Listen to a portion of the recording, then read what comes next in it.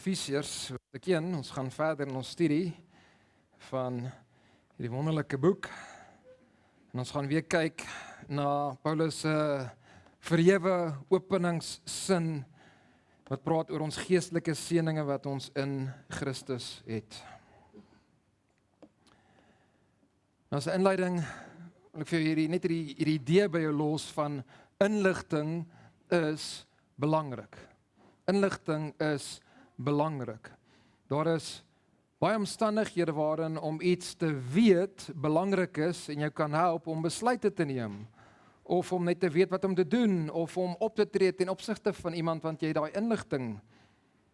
Dink net daaraan as veral van julle maatskappye wat julle voorwerk wat veral redelike onkoste is in terme van vervoer. Dink jy daaraan as julle in Januarie kon geweet het dat die FSA en Iran gaan oorlog maak en die petrolprys gaan met 30% opgaan en die dieselprys gaan met 70% opgaan. Dink net, weet soos Toby se maatskappy, hoeveel julle kon gespaar het Toby as julle in Januarie al julle diesel en alles gekoop het vir nou. So om te weet is belangrik. Maar dit is nie net om iets oor die toekoms te weet nie of net iets ekonomies te weet dalk nie. Dit kan ook net wees om te weet dit wat nou wel waar is, om inligting wat nou alreeds waar is en beskikbaar is, om dit te weet. Veral ten opsigte van verhoudings ook, van ander mense om jou. Dink net aan die jong man wat begin hou van 'n meisie. Hoeveel gaan dit hom help as hy weet, sy hou van my, of sy hou nie van my nie. Dit gaan vir hom makliker maak om 'n besluit te neem, dit gaan vir hom makliker maak as hy weet, sy hou van my om te gaan praat met haar, en daai gesprek te hê. Dit sal soveel meer gewillig wees dan. So kennis, inligting, veral ten opsigte van verhoudings is belangrik. En vandag gaan ons sien dat God ons kennis gee oor ons verhouding met hom en ons toekoms saam met hom in Christus. En ons gaan 'n stuk van dit volgende week ook nog verder sien. En so ons sien dit vandag, maar hierdie hele gedeelte eintlik is nie net die stukke wat ons vandag na kyk nie, maar eintlik die hele gedeelte gaan oor kennis. Paulus wil hê ons moet weet wat se geestelike seëninge ons het in Christus, sodat ons God sal verheerlik en sodat ons vir God sal leef. So alles hierso gaan oor om te weet, om inligting te hê, om hierdie kennis te hê. So kom ons lees hierdie gedeelte weer saam, Efesiërs 1 vanaf vers 3 tot 14, en soos julle weet is dit alles een sin in die Grieks. Geseënd, sê die ou vertaling wat ek lees, geseënd is die God en Vader van ons Here Jesus Christus, wat ons geseën het met alle geestelike seëninge in die hemele in Christus, soos hy ons in hom uitverkies het voor die grondlegging van die wêreld, om heilig en sonder gebrek voor hom in liefde te wees, deurdat hy ons voorbeskik het, om ons as sy kinders vir homself aan te neem, deur Jesus Christus, na die welbehae van sy wil, tot lof van die heerlikheid van sy genade, waarmee hy ons begenadig het in die geliefde. In hom het ons die verlossing, deur sy bloed, die vergifnis van die misdade na die rykdom van sy genade, wat hy oorvloedig aan ons bewys het, in alle wysheid en verstand, deurdat aan ons die verborgenheid van sy wil bekend gemaak het, na sy welbehae wat hy in homself voorgenem het, om die volheid van die tye te reël, met die doel om alle dinge wat in die hemel, sowel as op die aarde is, onder een hoof in Christus te verenig. In hom, in wie ons ook 'n erfdeel ontvang het, nadat ons van tevore daartoe verordeneer is, ooreenkomstig die voorneme van hom wat alles werk volgens die raad van sy wil, sodat ons kan wees tot lof van sy heerlikheid. Ons, wat reeds tevore op Christus gehoop het, en wie julle ook, nadat julle die woord van die waarheid, die evangelie van julle geredding gehoor het, in wie julle, nadat julle ook geglo het, verseël is met die Heilige Gees van die belofte, by die onderpand is van ons erfdeel, om sy eiendom te verlos, tot lof van sy heerlikheid.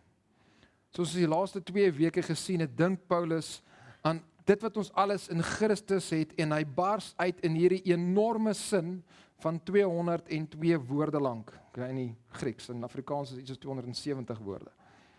En hy praat goed van God, dit is ek gebruik hierdie vorm met die woord eulogy, om goed te praat. Hy loof en prys God. So hy skryf hierdie lofrede tot God, omdat God ons elke moontlike, geestelike, so 'n ewige, werklik waardevolle seëning in Christus gegee het. So ons opskrif vir hierdie gedeelte is 'n lofuitbarsting tot God drie-enig vir ons geestelike seëninge. En ons sien hierso dat Paulus loof en prys God drie-enig.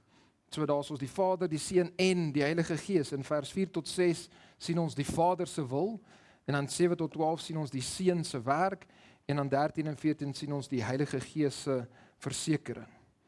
En ons het die laaste 2 weke het ons gekyk na die Vader se wil, wat uitspeel in uitverkiesing, in voorbeskikking tot aanneming, en is gebaseer op genade.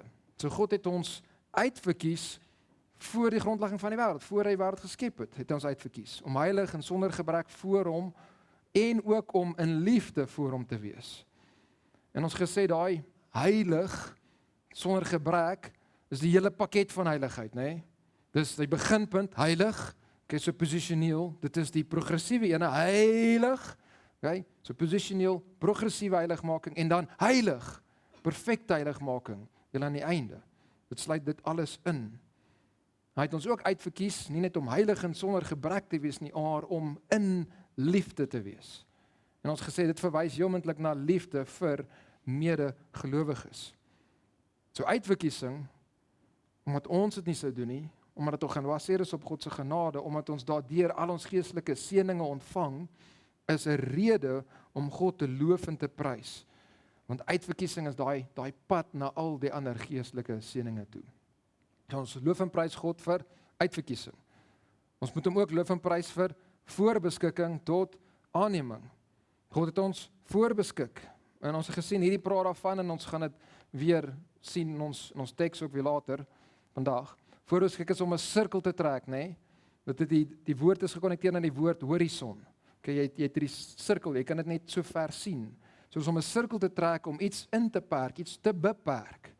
So God het voor die grondlegging van die wêreld, het hy 'n sirkel getrek om sekere mense om te sê, julle is binne in die groep van die uitverkorenes, julle is binne in die groep van my kinders, van my familie, van die wat aangeneem gaan word. Soos is voorbeskik tot aanneming.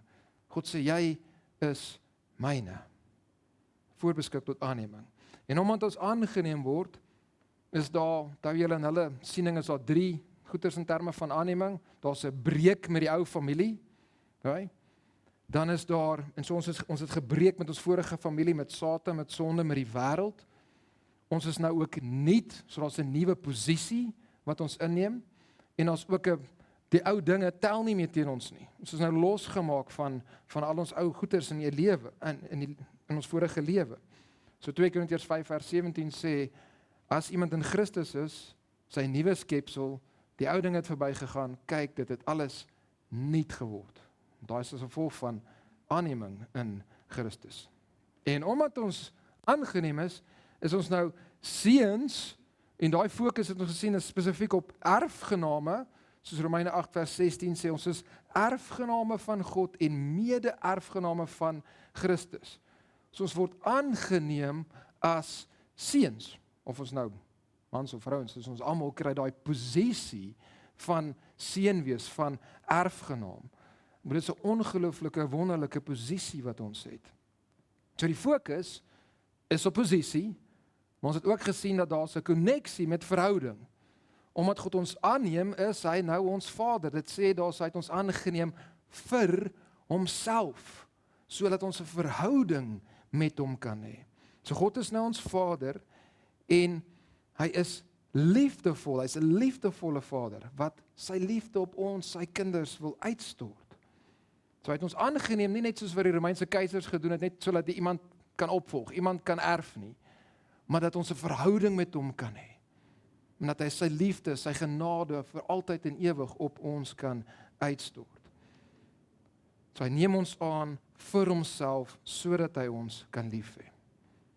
En ons gesien Jesus is die enigste ware seun en omdat ons in Christus is dit wat vir hom ware stel vir ons, daarom is ons nou seuns in Christus. God het ons ook natuurlik nie aangeneem omdat ons perfek was nie, of omdat ons so wonderlik was nie, of ons het al die gawes dat ons van God af kan erf, en as hy dalk so wegval, kan ons oorneem. Dit is absoluut belaglik. Nee, ons is sondig, ons is geestelik blind, ons is sy vyande, ons het sonde lief en nie hom lief nie. So hy kom uit sy eie wil uit, dit sê na die welbehae van sy wil. Hy kom en hy kies ons wat nie pragtig is nie, ons wat nie aanneembaar eintlik is nie. En ons het gesê, dit is na die welbehae van sy wil. Okay, dit is nie uit die welbehae van sy wil nie, dit is na die welbehae van sy wil. En ek maak weer die punt daar, want ons gaan daai selfde struktuur vandag weer sien. Soos ek laasweek geïllustreer het, dis soos 'n biljoenêr, as hy uit sy rykdom vir jou iets gee, dan gee hy vir jou R10. As hy na die standaard van in lyn met sy rykdom gee, dan gee hy vir jou R1 biljoen. Kyk, dit pas by dit wat hy het, dit wat waar is. So wanneer God so kom en hy kies om ons voor te beskik tot hierdie posisie, aanneming, seuns, hierdie ongelooflike net voorreg wat ons het, en hierdie verhouding met hom, dan is dit is in lyn met, dit pas by sy wil, dit pas by hoe groot sy genade is, in vers 6. So God het ons uitverkies, en hy het ons voorbeskik tot aanneming, en dit is wonderlike redes om God te loof en te prys. En ons het ook gesien dat sy wil speel uit, of dit is gebaseer op genade. Dit is vers 6 gewees. So in vers 6 sê dit, door die lof van die heerlikheid van sy genade, waarmee hy ons begenadig het in die geliefde. So ons het al hierdie geestelike seëninge, en ons kan God nou loof en prys daarvoor, want dit is altyd genade. Ons loof en prys hom vir sy genade, vir sy heerlike genade, sy doxa genade, sy groot genade, sy asemrowende genade, daai heerlike glansryke tipe van genade. En waar kry ons al hierdie? In Christus, maar die einde van vers 6 sê dit meer spesifiek, het sê in die geliefde. So ons loof en prys hom vir die genade waarmee ons begenadig het in die geliefde. Jesus het die perfekte liefde van God die Vader af. God die Vader het 'n ewige perfekte liefde vir sy seun, en omdat ons in Christus is, deel ons in daai liefde. Ons deel in die Vader se liefde vir sy geliefde. En ons moet die Vader dus loof en prys vir uitverkiesing, vir voorbeskikking, vir aanneming, vir hierdie genade waarmee hy ons begenadig het in die geliefde. Dit was 2 weke en laasweek se preek. Nou die volgende stukkie, laaste stukkie van laasweek. Ek is net besig om op te som, dat ons almal weer op dieselfde bladsy is. Ja. Sê maar, ons moet ook nie net die Vader loof en prys, maar ons moet ook die Seun loof en prys vir sy werk wat dit moontlik gemaak het dat ons hierdie geestelike seëninge kan hê. Ons loof en prys hom vir sy werk, en die eerste stukkie van sy werk sien ons aan vers 7. So in hom het ons die verlossing deur sy bloed. So ons loof en prys die Seun vir verlossing. Deur Jesus se lewe en dood word ons verlos. En ons gesien verlossing is iemand wat om in slawerny vas was, los te koop, deur die prys te betaal, die losprys te betaal vir hulle vryheid. So hulle is in slawerny, jy betaal die prys, nou mag hulle vry kom. Ons was slawe van Satan en van sonde. En Christus koop ons vry. Wat was die prys gewees? In hom het ons die verlossing deur sy bloed. So die prys was Jesus se bloed, maar ons gesê dis nie genoeg om net sy vinger te geprik het en dan is daar 'n druppeltjie bloed nie. Dit gaan nie net oor 'n bietjie bloed nie, dit gaan oor sy lewensbloed, dit gaan oor sy lewe. Jesus het met sy lewensbloed, sy lewe ons vrygekoop. Hy het ons sy lewe gegee in ons plek, sodat ons verlos kan word. Dat die Seun van God word in jou plek gegee. Jy wat teen God gerebelleer het, jy wat nie God lief het nie, maar jou sonde eerder lief gehad het, sodat jy kan vrygaan op jou einde. En Jesus deur sy eenheid met ons kom hy en hy staan in ons plek. Hy ontvang die oordeel wat ons moes gevat het, hy vat die prys wat ons moes betaal het, en hy sterf die dood wat ons moes sterf. En hy drink die beker van God se toorn tot die laaste druppel, sodat ons verlos kan wees. Hy betaal die prys. En wat is die praktiese effek dan van hierdie verlossing wat ons het, van hierdie prys wat betaal is en ons wat los is? Die praktiese effek is dat ons is vergewe van ons sondes. En nou kom ons by die teks wat ons vandag gaan hanteer. Okay, ons word vergewe van ons sondes en dit is presies wat Paulus volgaan hanteer. Kyk weer na vers 7. Het sê, in hom het ons die verlossing deur sy bloed, die vergifnis van die misdade en die rykdom van sy genade. So nou kan ons verder kyk na die wonderlike geestelike gawes wat ons het. En spesifiek deur Jesus se werk het ons eerstens verlossing, maar volgens het ons ook vergifnis. Dus ons het die vergifnis van die misdade, sê dit aan die einde van vers 7. So omdat Jesus die prys betaal het vir ons verlossing, het ons nou vergifnis. Ons het eers onder God se toorn, se oordeel gestaan, want ons het gesondig teen God. God is heilig, hy moet ons straf, maar ons skuld is nou betaal, die prys is betaal. En nou kan ons vergewe wees van ons sondes. Nou is ons vergewe, nou is ons vry daarvan. Okay, maar wat presies beteken vergifnis? Die woord vergifnis hierso wat gebruik word, en ons twee verskillende woorde. Een hierso wat gebruik word, praat letterlik daarvan om of iets weg te stuur of om iets te laat gaan. So ek laat dit gaan, ek laat dit nie meer tel teen jou nie. Dit is deel van die konsep hierso. So en hier is dit dis om ons skuld weg te stuur. Ons skuld te laat gaan, dat ons skuld nie meer tel teen ons nie. En ons het hierdie Ou Testament prentjie, en daar's baie prentjies in die Ou Testament wat praat van vergifnis. Maar daar's 'n spesifieke een wat te doen het met hierdie woord van ons skuld weg te stuur. Op die dag van versoening was daar 2 bokke gewees. Daar's nog beeste en allerlei ander goed wat ook nog moes geslag gewees het, maar daar was spesifiek 2 bokke gewees. Die een was geoffer as 'n sondeoffer aan God. En die ander ene was die scapegoat. Kyk, die Afrikaans werk net nie lekker daar nie. Okay, die Engels werk net is duideliker. Dis die scapegoat. En ons sien hierdie dag van versoening, Yom Kippur, in Levitikus 16, en in vers 21, praat hy nou van hierdie tweede bok. Hy praat eers van die eerste bok, en wat jy moet doen met hierdie sondeofferbok, en dan sal die scapegoat, die tweede ene.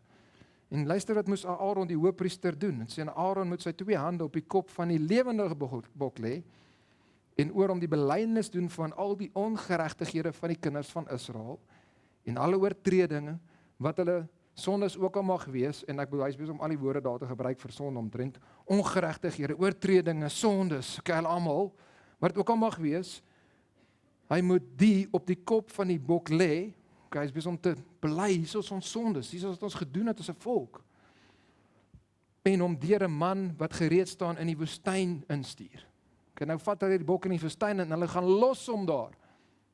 En dit is 'n prentjie, dit het nie letterlik hulle sonde weggevat nie, maar dit is 'n prentjie vir ons om te verstaan, en vir hulle te verstaan dat God kan, wanneer hy hulle sondes vergewe, dan is dit asof hy hulle sondes ver wegvat. Hy laat dit nie meer tel teen hulle nie. Dis daar aan die ander kant, is ver weg. So dra die bok, hierdie illustrasie, dra hy die sondes weg in die woestyn in.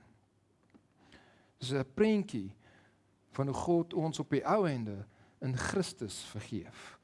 Ons sondes weggedra. Jesus dra ons sondes, ons skuld op hom, nee? Op die kruis word ons sondes op hom geplaas en hy dra dit. Hy dra ons sondes van ons af weg sodat dit nie meer teen ons sal tel nie. En ons kan vra, hoe ver weg draai dit? Hoe ver weg draai dit? Ons sondes op die kruis. Psalm 103 vers 12 sê, so ver as die ooste verwyder is van die weste, so ver verwyder hy ons oortredings van ons. Hoe ver is die ooste van die weste? Dus as jy aan die oos gaan, en as jy aan die wes gaan, en hulle, daai tyd het nog nie eens geweet, presies waar is die einde van die wêreld nie. So hierdie is 'n manier om te sê, weet oneindig ver word ons sondes verwyder van ons af. Jesus dra ons sondes oneindig ver weg van ons af. Hier is nog 'n prentjie wat God vir ons gee. In Micha gee hy eintlik meer as een prentjie. Micha 7 vers 18 en 19. Wie is 'n God soos U? U is 'n God wat skuld vergewe. Kyk, daar is die konsep waarvan ons praat van vergifnis. wat by die oortreding verbygaan. Dan vers 19, wat ons weer genadig sal wees, ons skuld vertrap. Dis die een prentjie. U sal al ons sondes in die diepste van die see gooi. Nog 'n prentjie. Nou, hoe lyk dit as God jou skuld vertrap? Wat bly oor van enigiets as God dit vertrap? Absoluut niks. Hy verpoeier dit, né? Ja, gou kal wat Moses gaan verpoeier het. En hulle dink dit. Hier is nog erger. Hy verpoeier jou skuld. Daar's niks oor van dit nie. Dis hoe ver hy dit verwyder. En dan gaan hy dan God gooi dit in die diepste van die see. En as hy dit in die diepste van die see gegooi het, ons het eers onlangs begin uitvind hoe diep die see min of meer is. Wie gaan dit daar gaan uithaal? Wie gaan dit gaan opspoor sodat hulle dit weer kan laat tel teen jou? Verstaan julle, hy verwyder ons sondes van ons af. Hy verbrysel dit. Hy vat dit weg in Christus. In Christus het ons vergifnis van ons sondes. Jesus het ons skuld weggedra. Hier is net een van die prentjies, né, van vergifnis, daar's nog. En dit sal nooit weer sal hierdie sondes van ons kan gevind word en kan gaan haal word daar waar God dit weggevat het nie en weer teen ons kan tel nie. Paulus gee vir ons nog 'n prentjie in Kolossense 2 vers 14. Dis een van die mooistes. Sê die skuldbrief teen ons wat met sy insettinge ons vyandig was. Okay, hier is die prentjie. Die prentjie is dat ons almal het hierdie brief. Elke keer wat jy die wet gebreek het, neergeskryf. Okay, hier is jou paar 100,000 kere wat jy die wet gebreek het. Jou skuldbrief is daar, maar wat doen God dan met dit? Dit sê, wat ons vyandig was, hierdie ding was teen ons, uitgedelg en weggeruim het, deur dit aan die kruis vas te haal. So God vat dit weg, hy ruim dit weg, hy vernietig dit. Hoe doen hy dit? Want hy betaal dit op die kruis. Die skuld word betaal deur Christus, daarom is dit uitgevee, uit die weg geruim. Tel dit nie. So al ons skuld, elke sonde, elke oortreding, elke misdaad was opgeteken, en God vat hy skuldbrief, hy sit dit op die kruis, en daardeur vernietig hy dit. Hy delg dit uit, hy ruim dit uit die weg uit. En nou is ons vergewe in Christus, in Jesus. En hierdie is groot, en Paulus sê dit is groot, want dit is na God se rykdom. Daar's weer daai konsep. Hierdie tipe van vergifnis is na God se rykdom, so dit pas by die rykdom van God se genade, sê dit. So kyk weer na vers 7, aan die einde. En hom het ons die verlossing deur sy bloed, die vergifnis van die misdade na die rykdom van sy genade. So God gee ons nie net 'n R10 uit sy genade uit nie. Klein stuk, hier's 'n bietjie van my genade vir jou. Nee, hy gee vir ons soveel van sy genade, dat dit pas by die rykdom van die genade wat hy het. Vir God om sondaars, wat dit so nie verdien nie, soveel genade te gee, pas by hoe groot sy genade is. Hy's besig om daardeur vir ons te kommunikeer, hoe lyk sy genade? Ons kan sy karakter beter sien in vergifnis. En daarom gaan God en hy verwyder dit so ver as wat die ooste is van die weste. Daarom gaan hy en hy gaan vertrap dit. Daarom gaan hy en hy gooi dit in die diepte van die see. Daarom gaan hy en hy gaan naal dit vas in die kruis, nê? Spyker dit vas in die kruis en vernietig dit. Want hierdie vergifnis is na die rykdom van sy genade. En kyk nou na vers 8. Paulus is nog nie klaar om te probeer verduidelik hoe groot God se genade is nie. Vers 8 vers 7 eindig die rykdom van sy genade wat hy, so dis die genade hierso, wat hy oorvloedig aan ons bewys het, in alle wysheid en verstand. So God gee ons nie net 'n klein stroompie van sy genade nie. Nee, hy bewys sy genade aan ons oorvloedig. Party van die ouens vertaal hierdie met super abounding in Engels. By die rivier van God se genade stroom oor sy walle, soos wat God se genade na ons toe kom, en soos wat hy sy genade op ons uitstort. As jy in Christus is, sal jou sonde nooit God se genade oorweldig nie, nee, God se genade gaan jou sonde oorstroom, dit oorweldig. Soos Romeine 5 vers 20 vir ons leer. Maar die wat die wet, het daarby gekom. So daar was sonde nog altyd gewees, maar nou kom die wet by, wat gebeur? Wel, oortredings word meer, ons weet, sê vir die kind, hy, moenie oor hierdie lyn trap nie. Jy weet, dis wat hulle doen. Eerste keer wat hy kan, sit sy toon uit en kyk of jy nie gesien het nie. Dis wat gebeur, so wanneer die wet inkom, wat gebeur met sonde? Dit word meer. Maar die wet het daarby gekom, sodat die misdaad is spesifiek wanneer jy weet daar's iets wat lyn, en jy gaan behoor het, okay? Jy weet dit wat reg is, en jy gaan doen die verkeerde ding. Het misdaad meer sou word, maar waar die sonde meer geword het, het die genade nog meer, na onsselfde woord, oorvloedig geword. Okay, so God het hierdie ongelooflike groot genade, wanneer hy ons vergewe van ons sondes, en het so ver van ons verwyder. Maar, God kan nie net sonde oor die hoof sien nie. Hy kan nie maak of dit nie daar is nie. Hy kan nie net, kom ons vier dit hier onder die mat in, ek maak of ek nie daarvan weet nie, jy maak of ek nie daarvan weet nie. God kan nie dit doen nie. Hy's heilig. Hy's 'n regter, 'n regverdige regter. Elke sonde moet gestraf word. So hoe gaan God dit regkry? Hoe kan hy soveel genade aan ons bewys aan die een kant, maar aan die ander kant straf hy elke liewe sonde? In alle wysheid en verstand doen hy hierdie. Okay, dis waarvan dit praat. Dit praat van hoe God hierdie reg kry om sondaars soveel genade te gee, om ons te kan vergewe.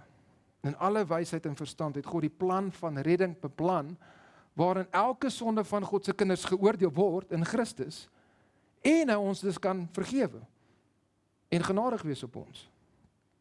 God het hierdie wyse, verstandige plan, het hy opgestel, sodat sy oorvloedige genade, dat hy dit kan uitstort op ons, maar hy is ook nog steeds regverdig. God se plan van hierdie redding, wys hoe wys hy is. Dit wys hoe verstandig hy is. God maak Eksodus 34 vers 6 en 7, dis een van die stukke wat die meeste aangehaal word. Dis een van die stukke in die Ou Testament wat die meeste aangehaal word in die Ou Testament. Okay? Eksodus 34 vers 6 en 7. Julle ken die gebeurtenis hierso. Moses, goue kalf. God kom en hy sê hy gaan die volk oordeel. Moses gaan af, hy vernietig die goue kalf, maak dit poeier, laat hulle dit drink. God sê vir hulle, julle moet nou verder voortgaan, maar ek gaan nie saam nie. Moses gaan, hy tree in vir die volk, en God vergewe hulle. En Moses is soos, watter God is hierdie? Ek het sy mag gesien in Egipte, en ek het gesien hy kan oordeel, goue kalf, mense wat dood gegaan het daar, maar hy is so genadig, en hy is soos, Here, ek wil net meer sien van jou heerlikheid, wys my meer van jou. En God is soos, Moses, jy kan nie al sien, jy gaan doodgaan, maar, hier's 'n plekkie, okay? In die rots, jy kan daar wegkruip, en ek kan van my heerlikheid voor jou laat verbygaan. Okay, nou is dit waar ons hier is. Eksodus 34 vers 6 en 7. En toe die Here by hom, Moses, verbygaan, het hy geroep, en hy is God self, wat sy eie heerlikheid, sy eie karakter hier openbaar. Okay, Moses sien meer van hom. Here, Here, barmhartig en genadige God, langmoedig en groot van goedertierenheid en trou, wat die goedertierenheid bewaar vir duisende, wat ongeregtigheid en oortreding en sonde sal vergewe. Okay, daai verstaan ons op sy eie. God is hierdie genadige God wat vergewe. Maar, luister die laaste woorde, nooit ongestraf laat bly nie. Okay, wag 'n bietjie. Hy is 'n God wat hy vergewe, menigvuldiglik, so groot, maar elke sonde moet gestraf word. Hoe gaan hierdie werk? Hoe bring ons dit bymekaar? En in alle wysheid en verstand het God hierdie maak werk in Christus. Ons sien hierdie alles in Christus. Ons sien hoe genadig en barmhartigheid is, en ons sien ook hoe hy alles sonde straf. God se plan van redding is net wonderbaarlik slim. Hy doen hierdie in alle wysheid en verstand. Hy is die regter en die regverdiger van die wat in Christus is. Right? So ons loof en prys God vir vergifnis, wat hy na sy rykdom oorvloedig op ons uitgestort het. En hy het dit gedoen sonder om een van sy ander eienskappe te ondermyn. Inteendeel, in Christus sien ons sy eienskappe helderder skyn. Dit is meer duidelik vir ons. Jesus vir al die kruis is dit is asof dit hierdie briljante lig is wat op God se karakter geskyn word, en is asof God hierdie diamant is, en soos wat die kruis, en dit het gebeur op die kruis, en God se plan van redding op God skyn, sien ons net al hierdie fasette van God se karakter. En elkeen van hulle is net briljant, elkeen van hulle is duidelik. Al sy karaktereienskappe word net helderder in Christus en in die kruis. En daarom skryf Paulus, begin hy so, geseënd is die God en Vader, wat ons geseën het met alle geestelike seëninge in die hemele in Christus. En een van daai seëninge is vergifnis. En Christus het dit vir ons bewerk. So ons loof en prys God vir Jesus se werk van verlossing en vergifnis, en dan die volgende ene, openbaring of verligting. Okay, nie verligting nie, maar verligting. Om lig te bring, om ons in te lig. Kyk na vers 9. Deurdat hy aan ons die verborgenheid van sy wil bekend gemaak het, na die welbehae wat hy in homself voorgenem het. Okay, so die hoofaksie, die hoofdaad van God hier in vers 9 is, bekend gemaak het.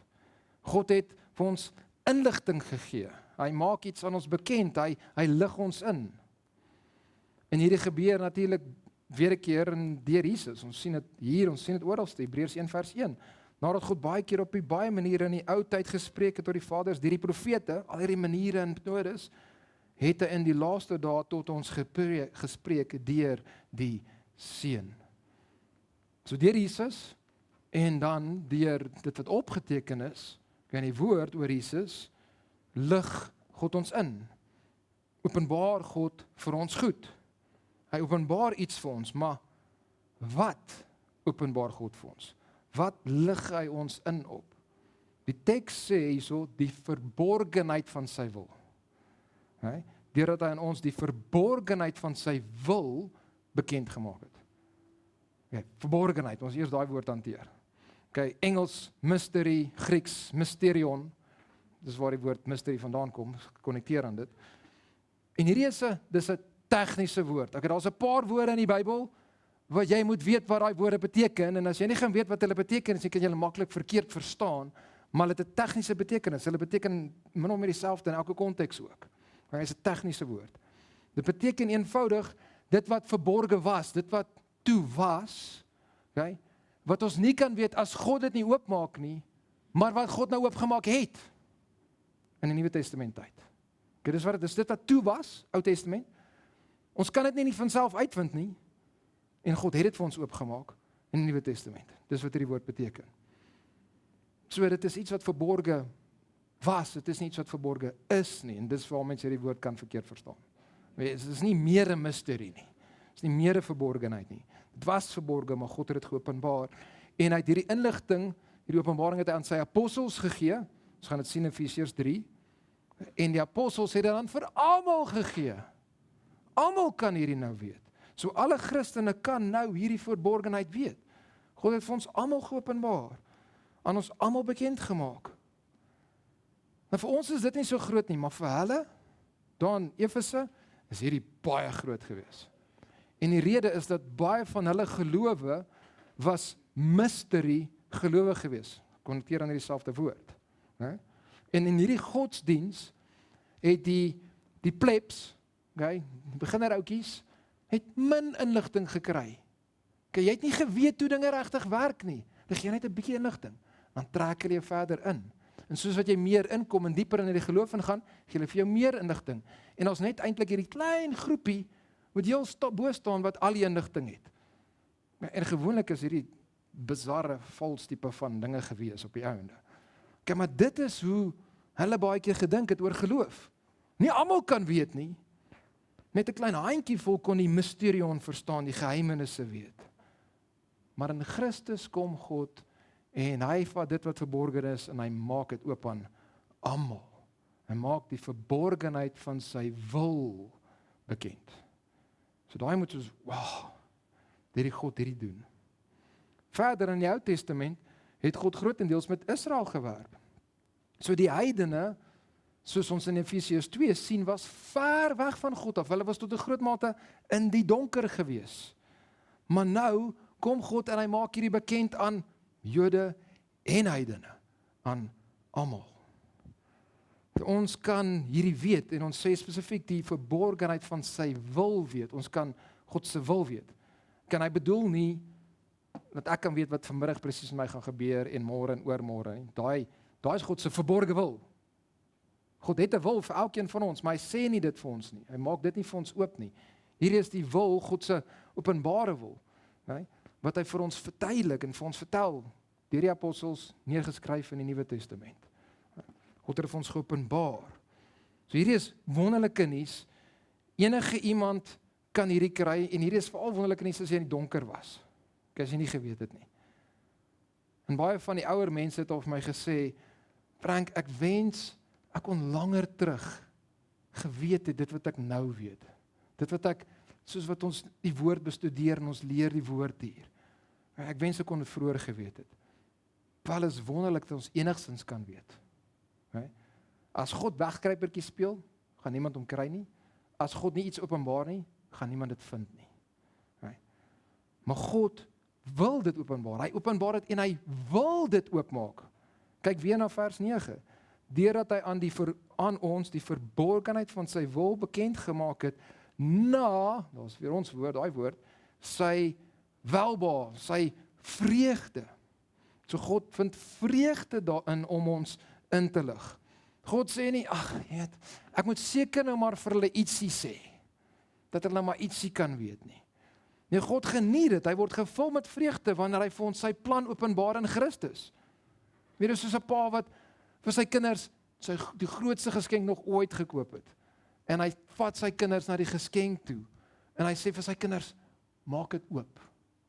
Okay, en hy sit daar en hy kyk hoe hulle self geniet, hoe hulle self verwonder in hierdie geskenk. Dit bring vir hom vreugde. En dis die prentjie. God vind vreugde daarin om ons in te lig in Christus. Om vir ons te vertel van sy wil. Maar presies, wat se wil praat hy van hier? Wat lig hy ons in hierso? Kyk nou na die einde van vers 9.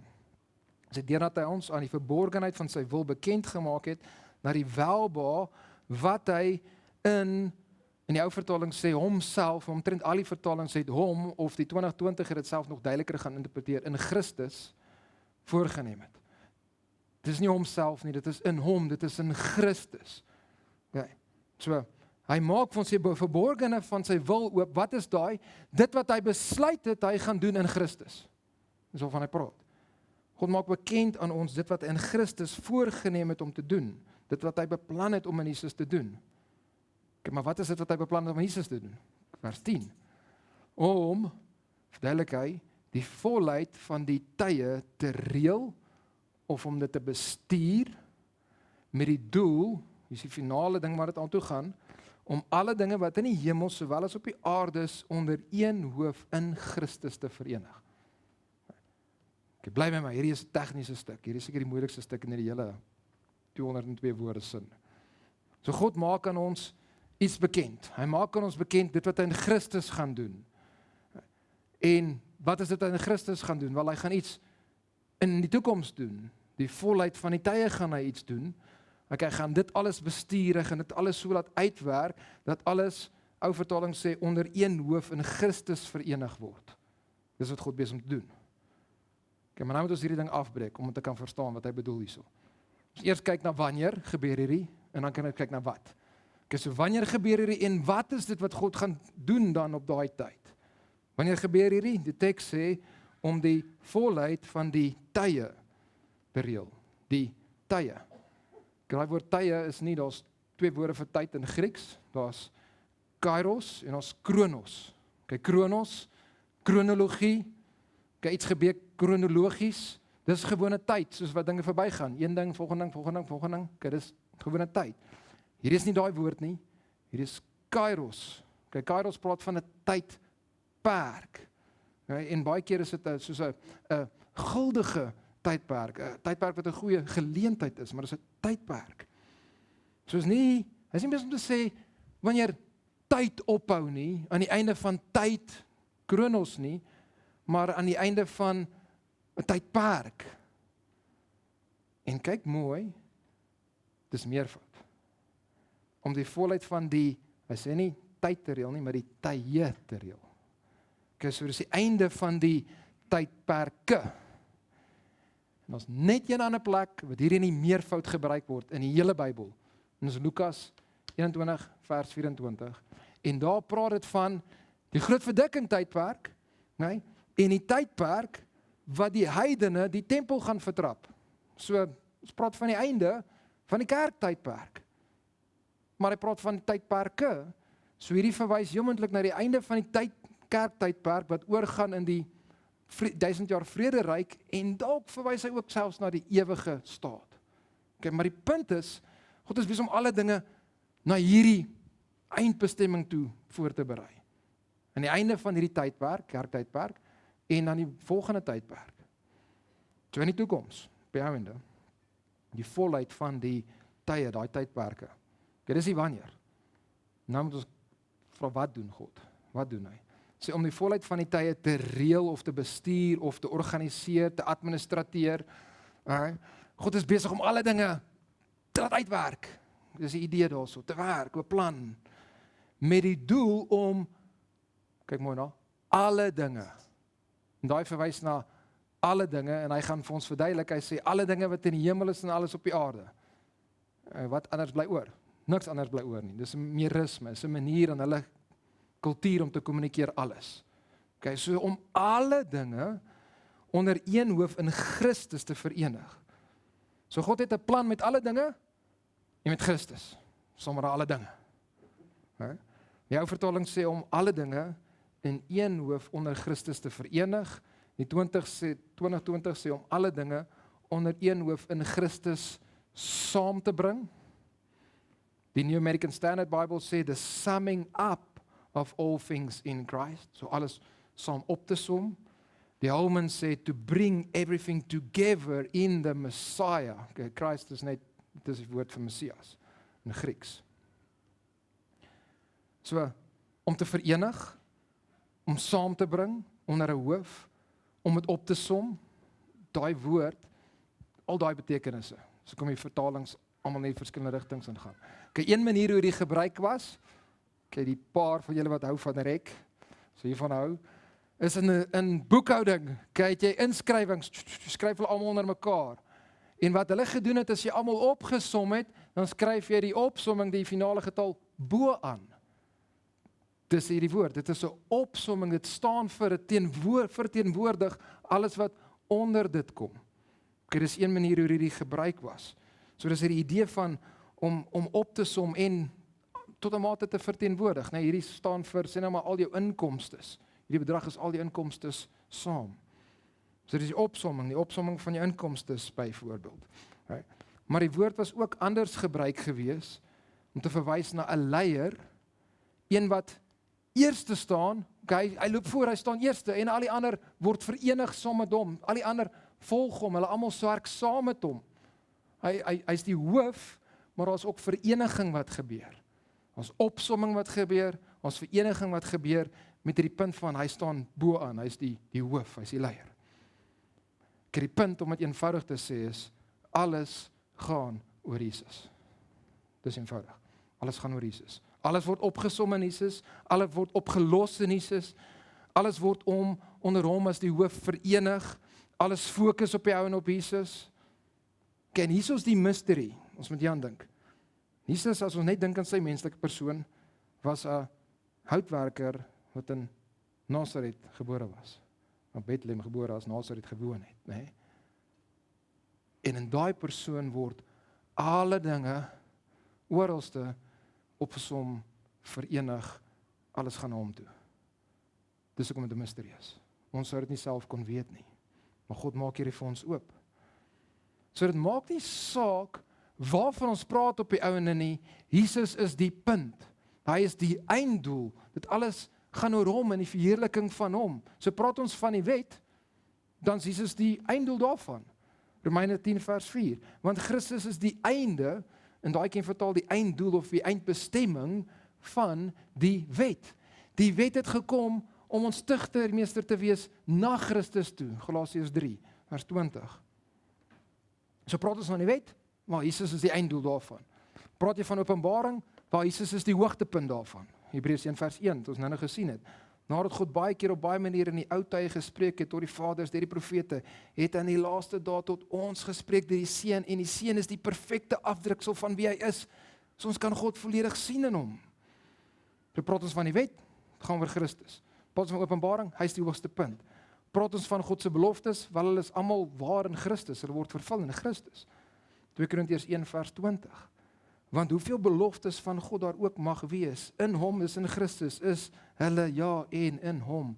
Amen. Praat ons van die offers. Jesus is die volnale en volkome offer.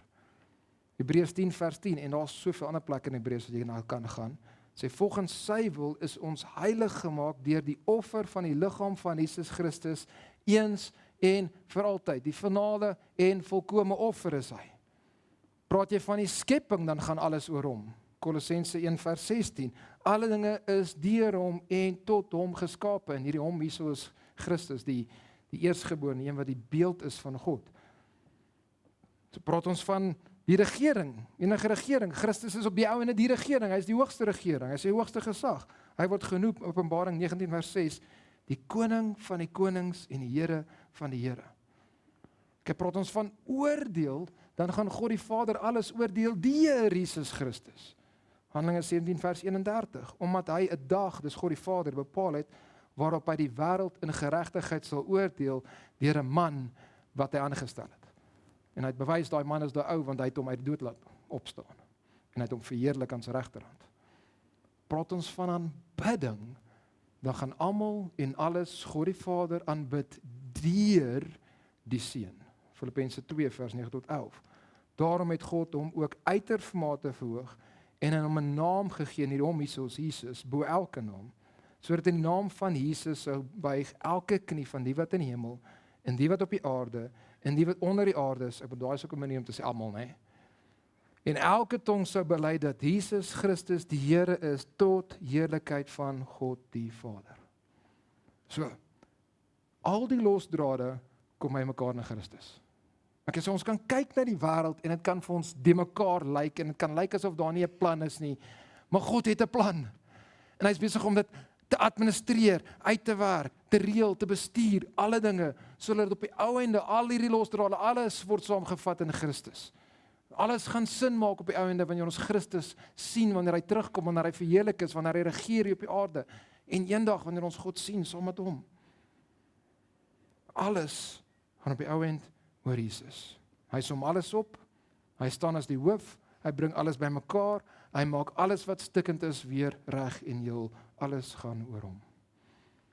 En weet jy wat gaan nog alles oor hom? Jy.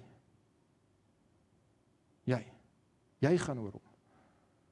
Jesus Christus het jou gemaak vir hom. Jy bestaan om hom te verheerlik, om God die Vader deur hom te verheerlik. En hy het gekom sodat jy kan versoen word met hom. Hy het gekom sodat jou sondes van jou af kan verwyder word, dat jy kan vergewe word. Hy het gekom om daai aanneming te kan uitvoer, om jou uitverkiesing te laat uitspeel. Maar jy moet na hom toe kom. Jy moet in hom glo, jy moet in hom vertrou vir redding. Jy moet vir hom wil leef, soos Jesus self gesê het, Markus 1 vers 15. Die tyd is vervul, die koninkryk van God het naby gekom, bekeer julle en glo die evangelie, en die evangelie gaan ook alles oor Jesus. En jy wat gered is, jou lewe gaan ook oor hom. Jy is uitverkies, jy is aangeneem, jy is genade bewys in die geliefde, jy is verlos, jy is vergewe, jy is ingelig, sodat jy vir hom kan leef. Sodat jou lewe van begin tot einde vir hom is. Want dit is. God is besig om alles so te bestuur, dat dit gaan so eindig. Dus moet ons vir hom leef. Dus moet ons leef op so 'n manier, dat ons lewe pas by ons roeping in Christus. En dit is hoofstuk 4, dis presies hoe hy begin in hoofstuk 4. Okay, so God het aan ons bekend gemaak, dat hy besig is, om die volheid van die tye te reël, te bestuur, met die doel om alle dinge, die wat in die hemel is en nie op die aarde, onder een hoof in Christus saam te bring, te verenig, dat hy dit als klaarmaak. Hy is besig om alles te bestuur en alles gaan finaal saamgebring word, herstel word, geoordeel word, verenig word in Jesus Christus. En God maak dit nou aan ons bekend, en waar maak hy dit bekend? God sê vir ons alles wat ons nodig het om te weet in die woord. So die praktiese toepassing vir ons hier aan die einde is, ons moet sy woord bestudeer. Ons moet ons Bybel leer ken, beter leer ken. Ons het al die geestelike seëninge wat ons gegee is, en een van hulle is dat ons verlig is, dat ons die kennis gegee is, en God het vir ons gekies om dit neer te skryf, hier, in 'n boek. So die vraag is, het jy plan om die Bybel beter te leer ken? Het jy plan om God beter te leer ken, en die Seun beter te ken, en die Heilige Gees beter te ken, deur die woord? Het jy plan om hierdie te doen? Werk jy aktief daaraan om God se openbaring, hierdie verligting wat hy vir jou gegee het, in te neem, dit te verstaan, en dit toe te pas in jou lewe? En Paulus maak dit duidelik dat ons het kennis nodig as ons vir God gaan lewe. Vir 3 hoofstukke lank gaan hy vir ons heeltyd net kennis, inligting gee, en in basis geen opdragte nie. En dan gaan hy sê, as gevolg van hierdie, hoe moet ons lewe? So maak 'n plan, kom by die Bybelstudies uit, ontmoet saam met ander as jy moet, en bestudeer saam met hulle die woord, memoriseer die skrif, dit word deel van ons skriflesing, WhatsApp groepie, wat ook al. Doen wat jy moet om God se openbaring aan jou te leer ken, want hy het sy wil, die verborgenheid van sy wil het hy vir ons geopenbaar, en ons het die verantwoordelikheid om dit te leer ken. Maar op die ou end, gaan alles oor God drie-enig wat verheerlik moet word. Vers 6, vers 12, vers 14, sodat ons kan wees tot lof van sy heerlikheid. So Paulus se doel met die hele lange sin is dat ons God drie-enig sal loof en prys vir, en sover het ons sien, uitverkiesing, voorbeskikking, aanneming, genade, verlossing, vergifnis en vir openbaring. En dan volgende week gaan ons hopelik klaarmaak met hierdie lange sin. Kom ons sluit af in gebed. Heer, ons loof en ons prys U net vir U openbaring, U wat vir ons kom leer, waarheid leer, kom leer oor net U wonderlike genade oor ons, waarin U gegaan het in liefde en ons voorbeskik het, uitverkies het, ons aanneem, genade vir ons uitstort, in Christus ons verlos, ons vergewe, en in Christus vir ons hierdie openbaring gee, dat ons U kan ken. Dankbaar Here vir hierdie gedeelte van U woord, en dat ons dit so week na week kan bestudeer, en dit kan groei en kan verstaan, dit wat U vir ons sê in hierdie gedeelte. En Here, mag dit nie net bly by kennis en inligting, Here, maar mag dit oorgaan na ons toe wat vir U leef, en wat gehoorsaam is, en U meer verheerlik. Ja, dit is die doel op die einde van al hierdie, van U openbaring aan ons, dat ons U naam sal verheerlik, dat U sal groot gemaak word. Here, help ons om mekaar aan te moedig hierin, mekaar aan te spoor. Help ons, Here, om dit wat U vir ons gee, U woord en gebed, die Heilige Gees, gemeente, dat ons dit sal gebruik, Here, om U meer te loof en te prys, en meer vir U te lewe. Ons bid dit in die wonderlike naam van Jesus Christus, ons Here. Amen.